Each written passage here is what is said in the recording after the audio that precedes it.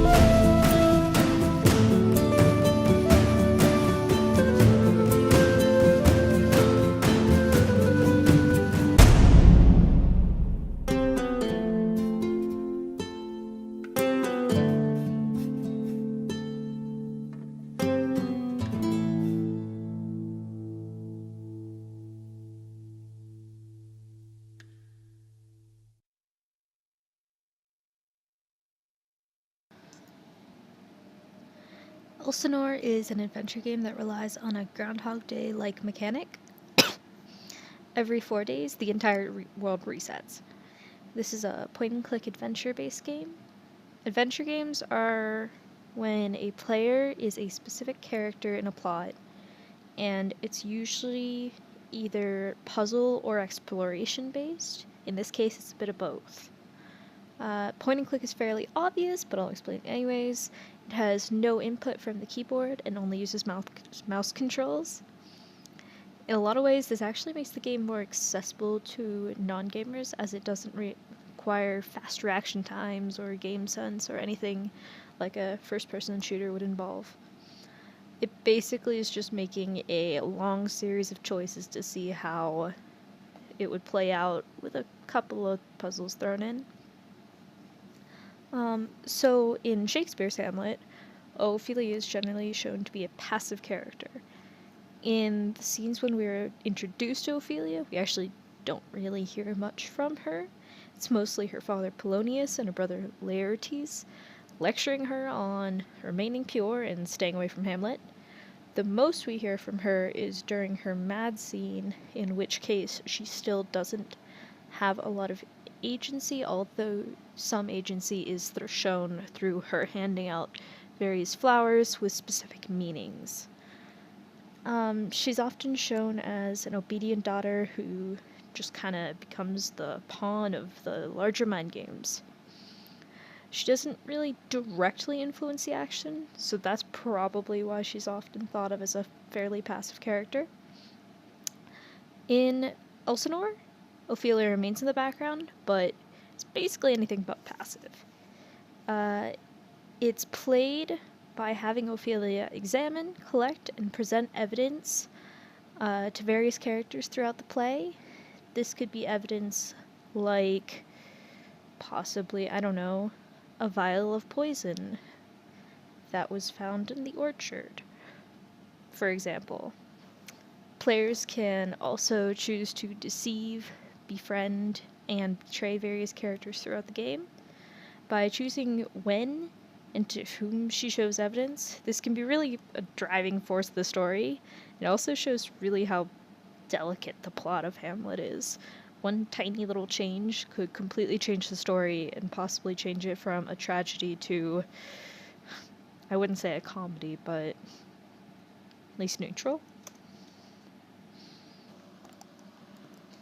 You also might have noticed from the trailer that diversity is a really big point in Elsinore. Although historically the play is in the 16th century Denmark, obviously, Elsinore has a really full cast of different races, sexualities, and genders, way more than would have been accepted at the time. In fact, in this adaptation, Ophelia is half black on her mother's side. Rosencrantz and Guildenstern are women, and you can actually romance anyone you like, or none at all. There's a general consent toggle within the settings, and if a romantic encounter is going to occur, your player must give consent, or it just won't even happen at all. I guess one thing that I should address is why use video games as a medium for Shakespeare. Although the idea of Shakespeare games have been floated around for a while, it's never really been done really well. There's been a big leap in Shakespeare-inspired games since about 2008. There were three big trends in Shakespeare games as far as approach. First is theater games, in which you simulate and show how interactive theater performances really are. These show the play within a play idea, and often have you directing the play or controlling how the play is put on. Occasionally you are also the actor within the play. Another category is scholar-making games, which aim to turn the player into a student of Shakespeare. This often involves learning random things like, what is Shakespeare's birthday, or what his son's name was. Lastly, there is a, I believe, more important category, drama-making games, and this includes Elsinore. This means that the player essentially takes charge of a Shakespearean character to make choices within the plot of the game. They aren't the character as in they aren't an actor playing the character, but they actually become the character within the world of the play.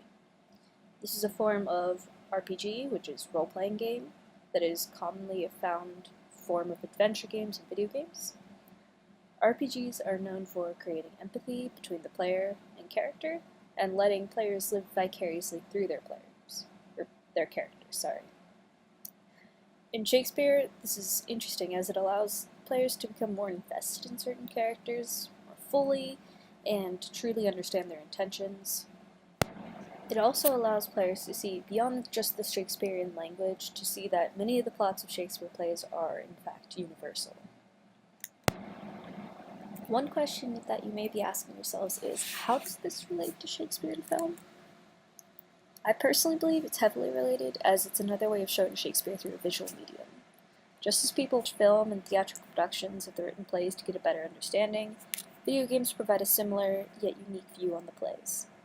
Some video games even actually include short parts of films through the idea of cutscenes. This is when gameplay is paused in a game to show a short film that actually usually helps progress the plot. Although it may be made with a game engine, these are nonetheless a short film. It's kind of like an animated film. Many similar choices to that of film directors have to be made in Shakespearean games. Like film, games in some ways have more ways of making the magic seem real within the world of the play, as they allow for post-processing and editing, rather than a real-time performance which has to be planned out perfectly and executed perfectly. One major difference with games from film, however, is the idea of agency. While watching a film is a passive activity, playing a game is an active one. Like a theatrical performance, in film, there's a linear storyline that the viewers follow. There's no deviation from this, it never just doesn't. However, you actually have to make a lot of choices while playing games. Game without choices, most people, I'd say, would consider is actually not a game. It would instead be a film. These choices could be as simple as turning left, or even as complicated as staging a coup against a ruler. This leads to an interesting problem, which is, where is the room for these choices within the play, as it doesn't actually happen within the play? if you have them following every choice within the play, that leaves there to be no agency, and so it will become another film. Although these plays have fleshed out seeming worlds, there's only so much source material that we have. There's no compendium for everything in Macbeth, however, or A Midsummer's Night Dream. With games, the common answer for this is expanding the universe. Since then you're already expanding the universe of Shakespeare, and so you're kind of going a non-traditional route, another natural leap is then to make the text a lot more modern and understandable. Although it's a non-traditional approach, video games are a non-traditional medium, and so I think this is fairly well suited for the genre. This brings me to my last point, which is Shakespeare in games and accessibility. I personally believe that Shakespeare games could radically change who is reading Shakespeare. When put in the context of a game, the text becomes much less terrifying, especially to a lot of younger people like students. While many younger students of Shakespeare have never been to the theater before, most of them have played video games. This leads it to be a more comfortable medium for them to explore the stories and become more comfortable with the idea of, I am doing something involving Shakespeare and it is not necessarily scary. They already understand the mechanics in games, and so then don't have that whole boundary. Games also aren't tied to geographic places. Usually anywhere the computer and console will suffice. So this again allows for less barrier of entry, as people, as long as they have an internet connection usually, and a thing to play it on, will actually be able to play these games. Lastly, the non-traditional form of video games, along with the possibility for modern text that I mentioned earlier, makes this just so much more accessible.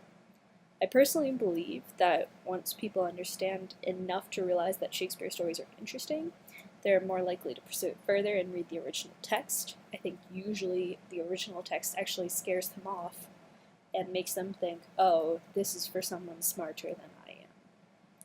Instead of a replacement, then these games become basically a teaser for the actual plays themselves.